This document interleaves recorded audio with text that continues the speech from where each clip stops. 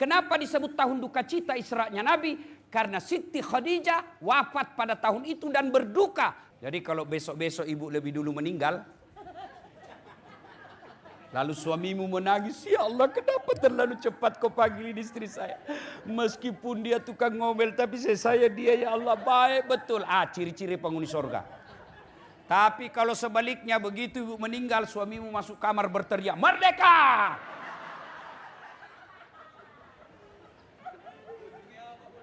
Ya, Bu. Perempuan paling gampang habis dosanya gosip, curhat.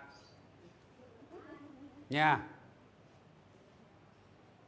Ibu mau cerita ke masalah dalam hidup, bangun menghadap kepada Allah. Ya Allah, saya melihat suamiku mulai lain-lain ya Allah. Tidak mungkin saya bisa menjaganya. Engkau yang maha menjaga ya Allah. Jagalah suami saya Allah. Saya makhlukmu yang daif. Saya periksa HP-nya satu, ternyata masih ada disimpan yang lain. Boleh doa begitu? Boleh. Daripada ibu bahasa Arab tidak tahu artinya. Nanti bingung malaikat. Apa maksudnya ini ibu? Lain di bibir, lain di hati. Ya, boleh. Bahkan ibu-ibu boleh doa begini. Ya Allah, engkau sudah tahu apa yang ku mau, maka kabulkan. Boleh. Daripada ibu bahasa Arab tidak tahu artinya. Kata malaikat, apa maksudnya ini ibu ini? Dia berdoa mau dilindungi suaminya, doa yang dia minta, doa minta hujan.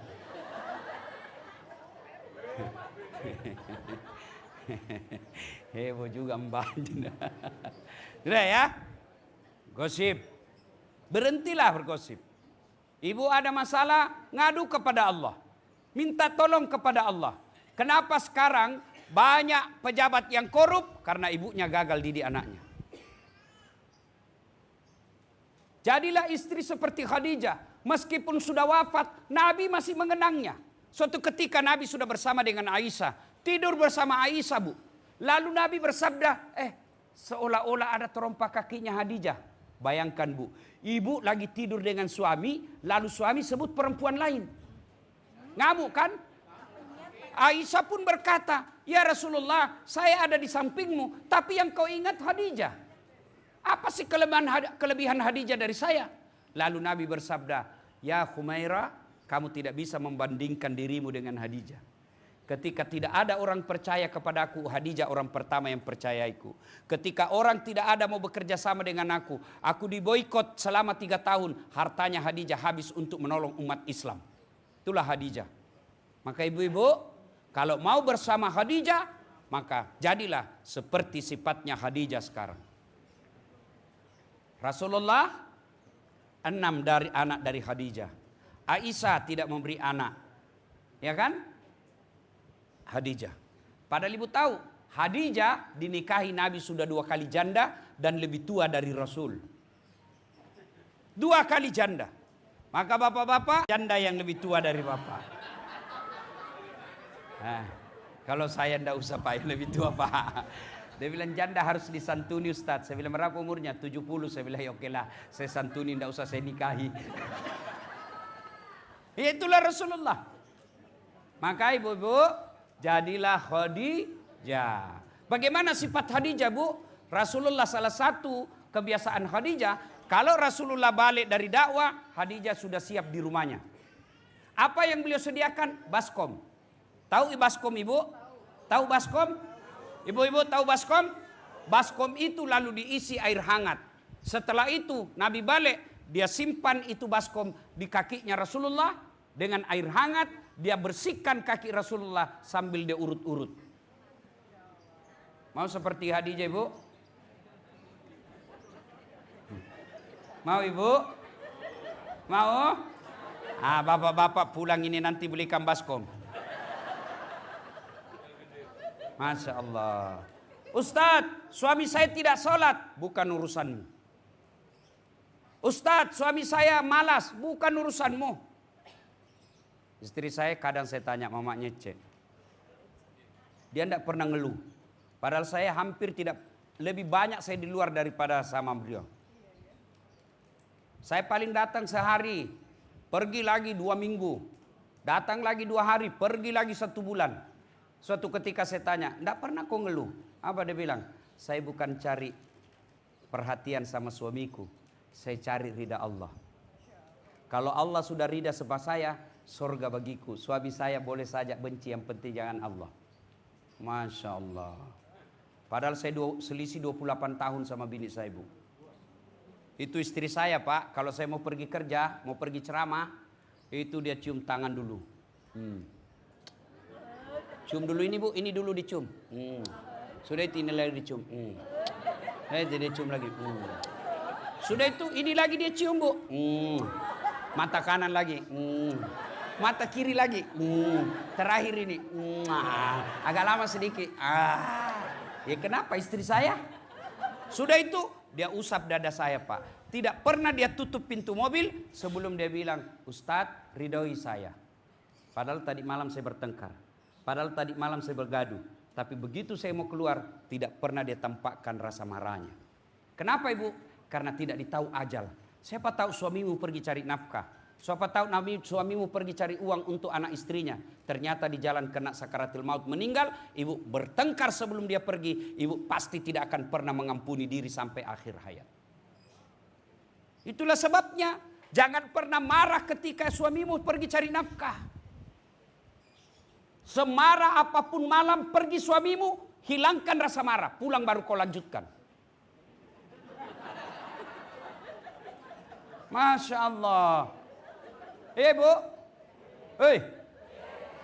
Ini tidak enak didengar. Tapi kalau ibu rindu sorga, mesti ini yang dilakukan. Apalagi kalau usia sudah senja. Kalau rumah tangga kita miskin, ngontrak-ngontrak, tapi kita suami istri saling menghormati, paling tidak kita bisa ngomong sama orang kaya, memang kamu kaya, rumahmu bagus, mobilmu bagus, tapi kau suami istri tidak pernah akur. Betul kami miskin, tapi kami saling menghormati. Itu yang jadi.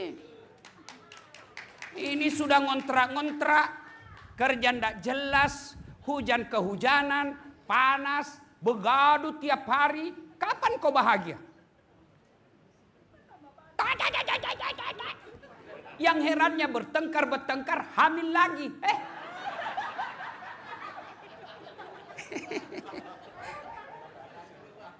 Ya. Bu. Nah, pesan kedua. Datanglah ibu-ibu. Ngadu sama Nabi. Ya Rasulullah, katanya Islam ini adil. Katanya Islam tidak membeda-bedakan antara laki dengan perempuan. Kata Nabi, betul. Ya Rasul, setelah kami pikir-pikir, sepertinya lebih banyak pahalanya laki-laki daripada kami perempuan. Laki-laki dianjurkan ke masjid berjamaah, kami hanya tinggal ngurus sana. Laki-laki jihad ke perang dapat pahala syahid, kami tinggal ngurus di rumah. Rasa-rasanya laki-laki lebih banyak pahalanya ya Rasul. Nabi tersenyum dan bersabda, ibu-ibu, mau ndak saya tunjukkan sampean dirindukan surga? Kalau saya tanya-tanya, sedulur-sedulur, mau tak dirindukan surga? Mau. Kata istri saya, jangankan dirindukan surga, dirindukan suami saja sudah senang. Ya ibu? Maka kata Nabi, kalau kau mau dirindukan surga ini 4 syaratnya. Sici, aqimis shalah, dirikan sholat. Nabi kalau bicara tentang sholat selalu menekankan perempuan. Ketika sakaratil maut, Nabi pesankan jaga perempuan di antara kalian. Nah, soal ini Nabi katakan perempuan jaga sholatmu kalau kau mau dirindukan surga. Kenapa Nabi pesankan? Karena memang perempuan selalu pada kondisi tertentu potensi tidak sholat. Kapan? Selesai haid. 4 hari dia gratis tidak sholat. Dia tambah 2 hari. Kata suaminya, Mbak, biasanya cuma 5 hari. Rek. Iki 7 hari belum sholat. Apa kata bininya? Belum bersih mas. Iki masih ada sedikit-sedikit mas. Kata suaminya, bohong sampean. Apa bohong? Saya kasih. Ya wes. Hah? Iya bu. Apalagi perempuan banyak ndak sholat kalau ada pengantin. Oh, bajunya jilbab sakaratil maut. Biasalah, ndak wes ndak aja masalah. Jilbabnya jilbab sakaratil maut. Pernah lihat jilbab sakaratil maut, Bu? Oh, itu kalau ada pengantin. Saya ceramah kemana-mana, Bu. Kemarin malam saya dari Malaysia. Itu Malaysia perempuannya itu jilbabnya segitiga saja, Bu. Peniti di sini selesai. Orang Arab satu aja lubangnya masuk besar, sek masuk. Jilbabnya orang Indonesia, Masya Allah. Saya biasa bingung gimana cara pakainya ini ya. 3 lapis, dikasih miring setengah, digulung lagi truk, kayak ada pohon-pohon di sini, dikasihnya lagi kembang-kembang di sini. Dia ikat lehernya sampai kalau dia mau balik dia gini baliknya. Beleng-beleng. Tiba waktu sholat, ndak sholat tuh. Kata suaminya, Mbak, sholat Mbak. Kata istrinya, sadar sampean. Saya sadar, saya suruh salat sampean. Ini jilbabku kau ndak lihat ya. Ini jilbab iki pakainya ruwet. Ya Bu? Bu, kapan lagi perempuan banyak ndak sholat? Selesai melahirkan. Katanya nifas harus 40 hari. Tidak. Nifas itu tidak ada ketentuan harinya. Nifas itu tergantung bersihnya. Kalau dia bersih 14 hari wajib sholat. Dia bersih 50 hari belum wajib sholat. Tadi tidak ada yang katakan 40 hari. Sampai selesai melahirkan dia belikan istrinya mie goreng. Ini kan isinya kan 40 tuh. Nah, kalau habis ini 1 dos berarti kau sudah bebas. Ya, jaga sholat. Ibu-ibu, Bu, jaga sholat. Kalau sholat baik, gampang bagi Allah kasih kita. Gampang bagi Allah. Ya, sholat diperbaiki.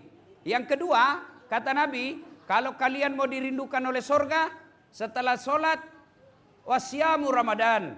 Berpuasalah di bulan suci Ramadan. Alhamdulillah saya yakin kita semua puasa Ramadan. Tapi yang saya curiga sampai sekarang masih ada ibu-ibu belum bayar yang lepas puasanya. Ya, kalau dengan sengaja dia tidak bayar dan masuk lagi Ramadan berikutnya, maka dia kena denda. Apa dendanya? Puasanya kalau misalnya 5 tidak menjadi 10. Tapi apa? Tetap 5 dan dendanya memberi makan fakir miskin. Ya Bu, alhamdulillah saya lihat ibu-ibu rajin puasa.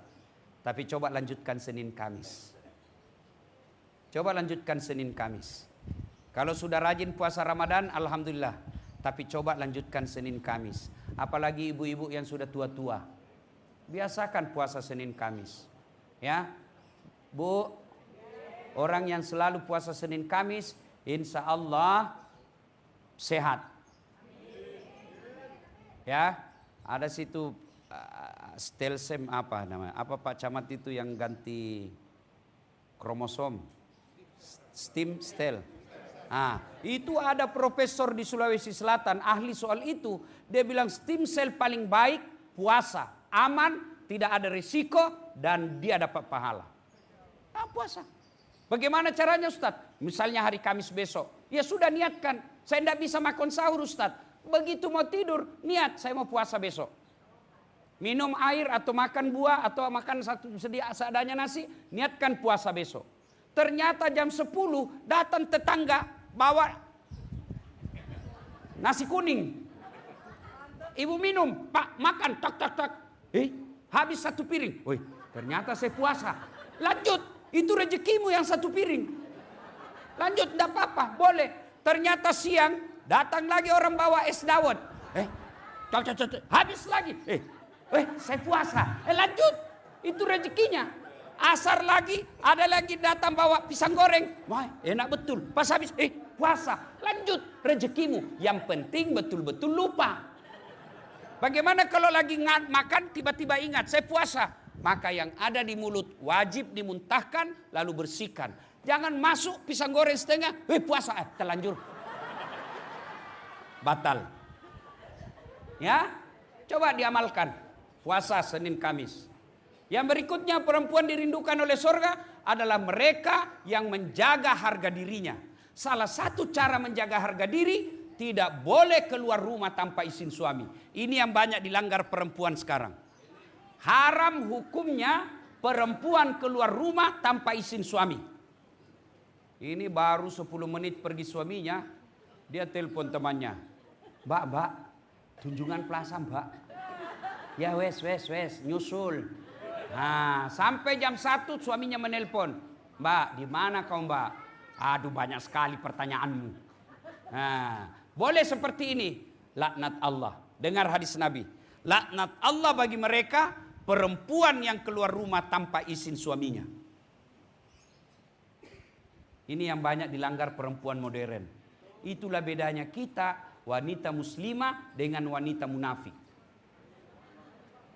Ya, jangan pernah keluar rumah, izin. Ibu masih ingat kisahnya, Nabi datangi rumahnya Abu Darda. Begitu beliau ketuk pintu, Assalamualaikum, ya sahibul bait, tidak ada jawaban. Telepon lagi, tidak ada jawaban. Keluar istrinya Abu Darda. Nabi berkata, mana suamimu? Silakan masuk ya Rasul. Mana dulu suamimu? Pergi ke pasar, masuk ya Rasul. Apa kata Nabi? Haram hukumnya kami masuk ke rumahmu tanpa izin suamimu. Ini Nabi loh bu.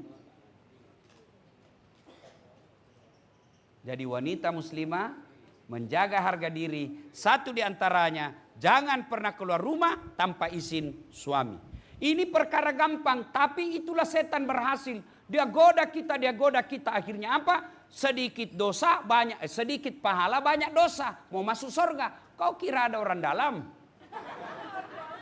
Ya, kan banyak orang begitu. Dosanya banyak, amalnya bertumpuk, amalnya sedikit, dosanya banyak, mau masuk surga. Salah satu penyebab perempuan banyak dosanya ketika dia keluar tanpa izin suami. Yang keempat, syarat wanita dirindukan surga. Kata Nabi, ini agak berat. Patuh terhadap suami. Ini agak berat. Ibu-ibu, boleh jawab dengan jujur? Bu, kalau misal ibu gajinya 1 bulan 5 juta. Ya, karena ibu dagang nih. Ibu penghasilannya 1 bulan 5 juta. Suami penghasilannya cuma 2 juta 1 bulan. Kira-kira ibu masih menghormati suami enggak?